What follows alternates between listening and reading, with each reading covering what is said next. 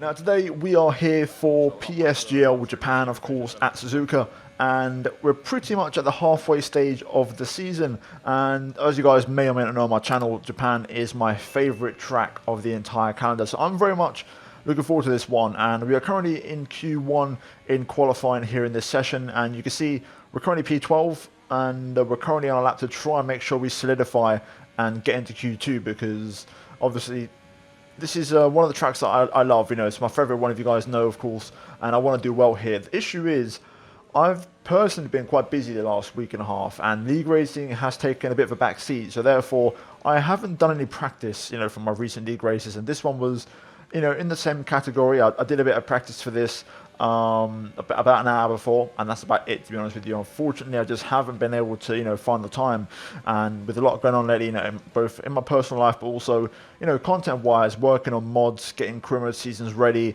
and then, you know, other things outside of that, collaborations and stuff. So I wasn't really on the pace for this one. Having said that, considering the minimal practice I did do, the pace seemed okay.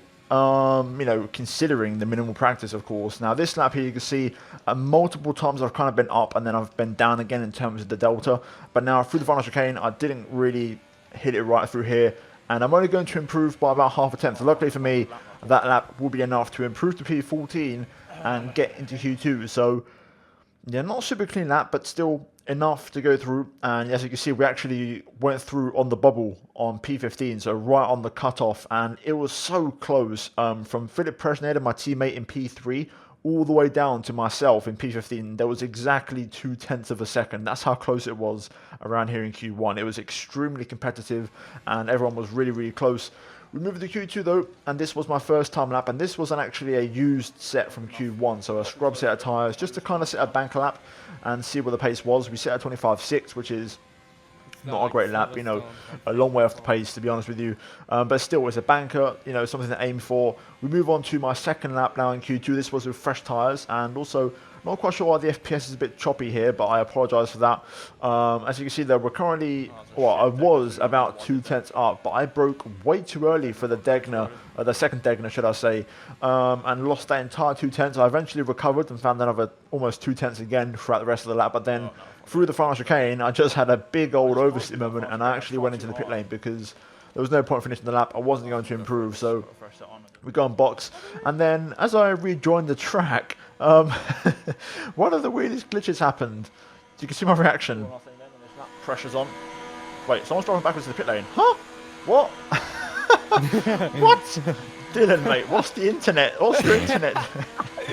I wasn't even looking at the screen. I was looking at the minimap for traffic, and I see a car going back. And yeah, pretty much it was a pretty funny scenario, because I went back to the pits, I rejoined, and a bit of a bug. Dylan Warren, who's in this league, he does sometimes have internet issues, and I don't know what happened, but he was going backwards in the pit lane. I don't know why or how that happened, but it did. It made for a pretty funny moment on stream, but yeah, in the meantime, you saw in the background, we actually made a mistake and lost the back end through the S section, and pretty much it was the end of my qualifying. Unfortunately, I had 2 fresh sets of soft tyres and I wasted them both, and I didn't even set a proper lap, so a big shame. Looking at the final pace though, it would have been tight, you know, to get into Q3. It would have been really, really close, but then again, there was a lot of cars on a 25.1, so, you know, it could have been one of them ones where I would have finished P5 or, you know, P11. It could have been really, really close. Either way, in terms of pace, I definitely could have easily got P12 without a doubt, but, you know, I messed up my laps, and it's as simple as that, really. And that's what happens when, you know, you don't practice, you make mistakes, you're not, you know, on pace, and just generally you're not on it. But anyway, we're starting from P15, which is not what I had in mind. I really thought, even with limited practice, I thought Q3 was more than possible based off of the pace. But yeah, in the end, unfortunately, we're going to have to settle for P15, and it's not good because this track is notorious for DRS trains. Either way, that's it for qualifying, and we're now going to move into the race. And here we are then for the race. So we're going to start on the mediums. We're going to go for the alternate strategy, of course, medium to soft. We're going to box around lap 15 and just go for a very simple one stop and see what happens. I've made a little setup adjustment for the race compared to qualifying, and, you know, trusting my teammate Philip Presnader, of course, because he's an ex-F1 esports, you know, driver, and, you know, I'll always trust what he says in terms of advice. But here we are then, getting ready for the 5 red lights, and my stars have been poor lately, but this one, actually not too bad. It's not great, but not too bad. We do invite some pressure on the inside there to Andy, who's going to have a look down the inside of turn 1, and I have to kind of just leave a bit of room going through turn 2. Can't really force him or squeeze him. And now into the S section, it starts to get a little bit crazy here. So you'll see one of the cars in front, the Red Bull, goes onto the grass, and there's a spinner up ahead. That is, I believe, one of the Renaults. And now we've got the Racing Point on the grass. I get squeezed here, and we're nearly 4 wide heading up through Dunlop, which is absolutely crazy. We have to kind of just accept that I've got a really bad run through there. And Akinci gets ahead of us. He actually makes the jump in the McLaren, and we're back down to P16. So, bit of a shame, you know, considering we could have quite easily been like P12 had we just held on to our original position. You can see Andy up ahead there. He's in P13, and he started behind me. So, we could have been there, but just the way, you know, the luck of the draw, where I was, you know, in the S's and where my car was, I had to react. And it just didn't work out for me. So we're down to P16, lost a few places, and we've lost out to Akinci and Andy. And we've got Josh behind, Ian Muller as well. And yeah, that was lap 1. Pretty, you know, crazy lap 1 to be fair, you know, for Suzuka standards in this league. But we now move on to lap 3, and DRS is enabled at this stage, of course, as we run it in very, very hot on the brakes, almost hitting the back of Akinci there in the McLaren. Luckily, I managed to get it slowed down, and also, crucially, I managed to react and actually get a good exit as well, which was quite good as we set our personal best. We head on to lap 5 now, and Warren makes a bit of a mess of the hairpin there, inviting pressure from Akinci, who's going to try and make a move, bit of contact there as he runs a bit wide, and I'm going to try and use that to get closer, but it just didn't work out. And now you're going to see the frustration, you know, part 2 of the frustration. You know, the qualifying was bad enough, but now you're going to see engine overheating slash DRS train slash just, you know, it's impossible to make a move. I tried to have a look here. I used quite a bit of ERS, but I was never really close enough to Akinci to make a move. And around here, you've got to be very careful with ERS, because this is one of those tracks where once you use it, you're not getting it back. You know, ERS does not recharge enough around here. At least with the setup I was using, you know, I raced in AOR here about a month ago, and I won the race, and I had a good setup for ERS recharge. This one wasn't as good, but this was more based, you know, for more race pace.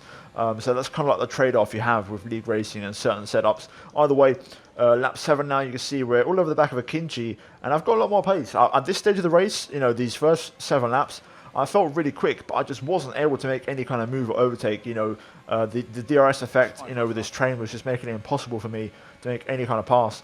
And yeah, I just wasn't able to go anywhere. I tried to stick my nose in here through turn 2, but realistically it was never going to happen. I was just hoping to force an error really out of Akinci. But yeah, lap 8, and again I'm going to have a bit of an attempt, but you can see we've got a few cars in the pit lane there. Lucas UK and Philip Presneder, my teammate.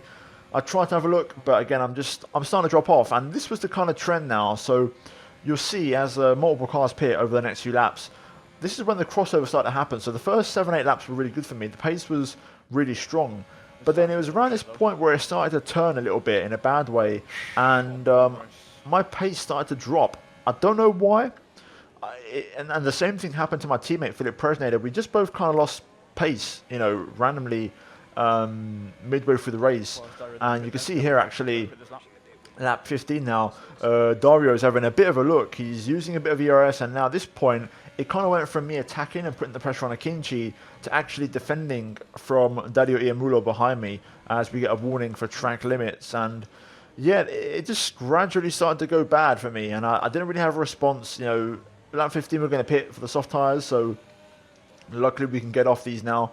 And we're going to see how this goes. I shouldn't get held. There's no traffic nearby. And we're going to switch to the soft compound tyres. As you can see, we managed to get ahead of Iamulo. We unfortunately don't get Akinci. I really thought we would have got him there, you know, but the game releases Akinci into my path, which was a bit of a shame. So currently it looks like we are going to pretty much go back to our P16 that we had before. And of course at this stage now, everyone has done their pit stops. Everyone's on, you know, their final tyres. And we're going to try and send it on the softs, but unfortunately, it just didn't really happen. Again, kind of following on from the end of the first stint, my pace just wasn't there. And you'll see here, personal best, but Dario sets a new fast lap of the Grand Prix. He's trying to get by here. He's using ERS. He's putting pressure on here. And I have to, you know, stay alert, respond, and keep him behind.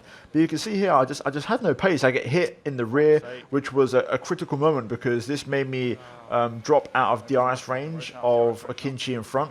and that was it. That was game over. You know, we dropped out of the DRS train, and once that happens, it's ropes. We got another warning for track limits, and this is when the race started to unravel. I had no pace. It just disappeared. I don't know what happened. The first 10 laps were fine. After that, it just got worse and worse and worse.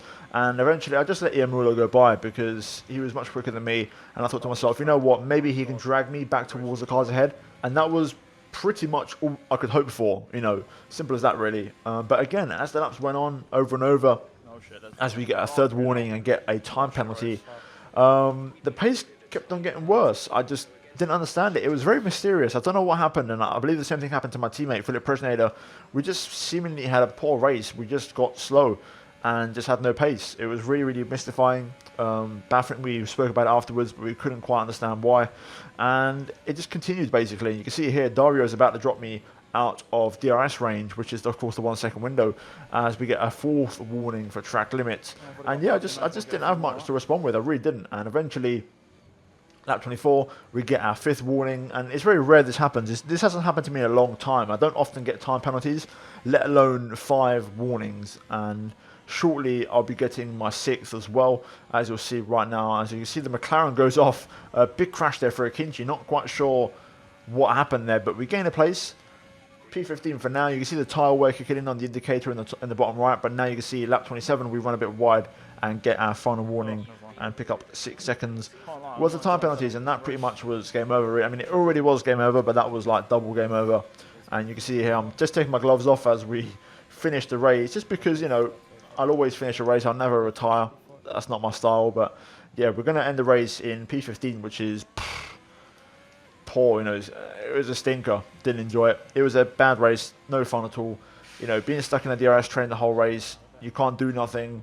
There's no ERS recharge, so you can't really attack anybody. It was just, for lack of a better phrase, pardon my French, it was shit. And yeah, we finished P15 with a bunch of penalties along with everybody else. And yeah, that was it for Japan. Really, the highlight was Warren going in reverse in the pit lane in qualifying. That was pretty much the high point, and what I'm going to use for clickbait in this video, because you best believe, you know, I got to get me some clickbait, and nothing happened in this race worth clickbaiting. So that's going to be it right there. But yeah, there's the final race results then, and my teammate Philip Presnader, I believe, finished in P4. So yeah, a bit of a shame after scoring points last time out, having not done a single lap of practice at Monza. I was hoping for a better result today, but yeah, fine margins. Qualifying was the big issue. I should have got Q3. If I got Q3, I may have had a chance, but then again, in hindsight, my lack of pace in the race was quite scary, how I just dropped off all of a sudden. So who knows? Either way, guys, that's going to be it for today's video. If you enjoyed it, then feel free to slap a like on it. Let's try and hit 700 likes in this one. Subscribe for more daily F1 content on the channel. And also, as always, thanks to the members of the channel for supporting me. I really, really appreciate it. And as always, check out the 2 videos on screen if you have missed them. But that's it from me here today, and I'll see you guys next time for some ORL content and then also some F1 esports content. So stay tuned. But guys, thank you for watching, and it's goodbye from me.